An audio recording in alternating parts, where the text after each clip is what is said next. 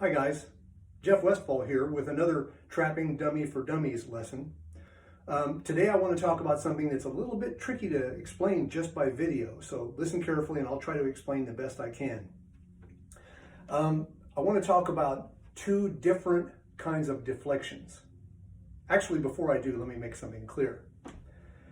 What I'm going to be teaching on the dummy is not limited to Wing Chun and Jun Fan Kung Fu. That means that some of you might get your panties twisted in a bunch because what I'll be showing you will break the rules.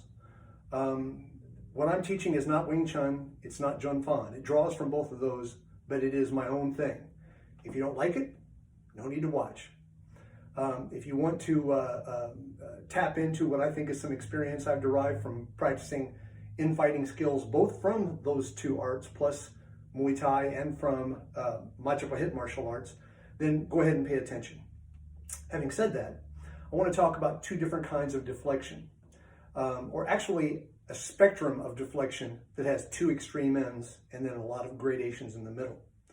So first, let's talk about the light end of the spectrum, which I call brushing. Now, a brushing deflection, let me give you an example. I'm going to start with this laser beam coming out of this arm, hitting me dead square in the center of my chest. I want to move off of that line, and my hand is going to make a slapping motion. This is not a traditional Wing Chun Pak motion.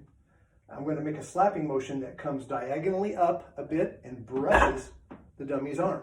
At the same time, I move myself to get off the line. The combined effect of those two things, with an attack coming, will move this a little bit and move me a little bit. So that's an example using a slapping motion of a brushing deflection. Let's look at a backhand motion of a brushing deflection. This is not a tan sao.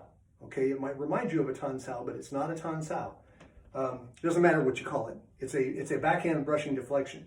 So again, starting with the laser beam hitting me dead center in the chest, this arm is going to come up. I'm going to move a little bit again and just brush the arm.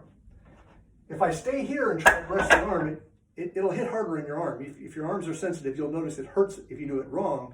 It hurts way less if you do it right. If you move correctly off on the angle, the impact is greatly reduced. Kind of shows you how this actually works. So there's a backhand brushing deflection. I can make the brushing deflections happen from farther this way. I can be a little more over to the right using my right hand and still pull them off than I can the other type of deflection. And we'll get to that here. If I'm already over here, there's no reason for me to deflect. The laser beam is already missing me. So if I'm practicing it from over here, I'm practicing it wrong. Okay, the second type of deflection is a jamming, or I'm getting to prefer the term wedging deflection. Now what I mean by that is, let's go back to the slap. Now this is going to be closer to the way many of you do a pak sao. My slap not only hits the arm, but it has a driving energy diagonally across, but pretty close to driving almost straight into the dummy. And of course, if I go straight into the dummy, I don't touch the arm. So there's an angle that's pretty close to going straight into the dummy that still slaps the dummy's arm. I normally would hold this hand up, but I want you to see everything.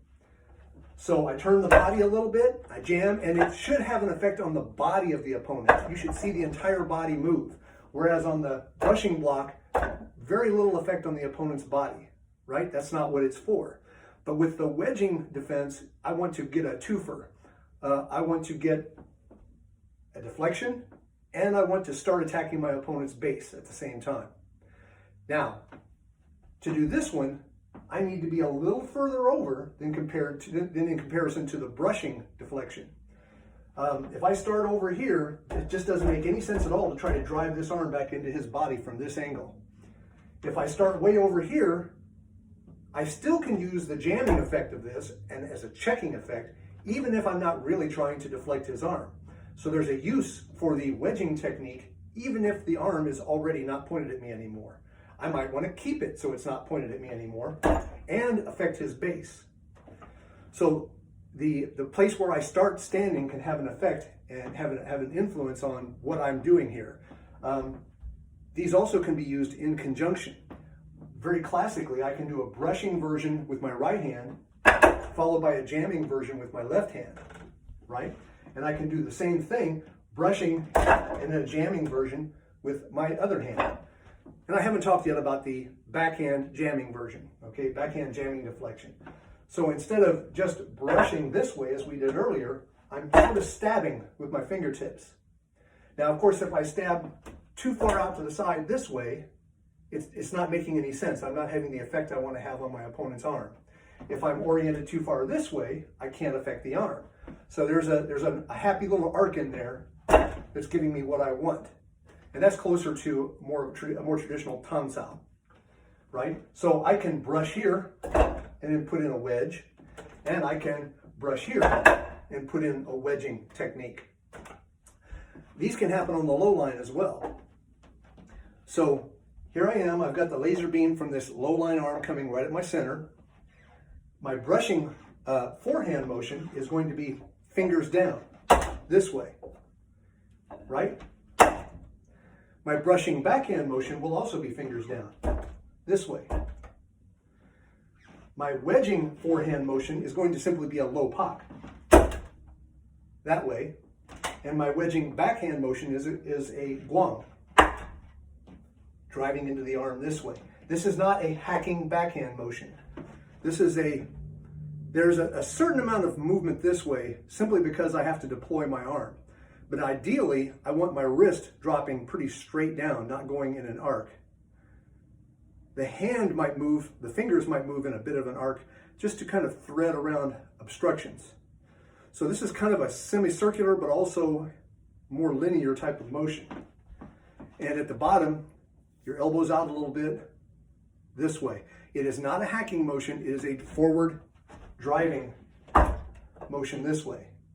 And so I think this gives you a pretty good idea, I hope, only using one camera angle, about my thoughts about the two different kinds of deflections that you can practice on the dummy.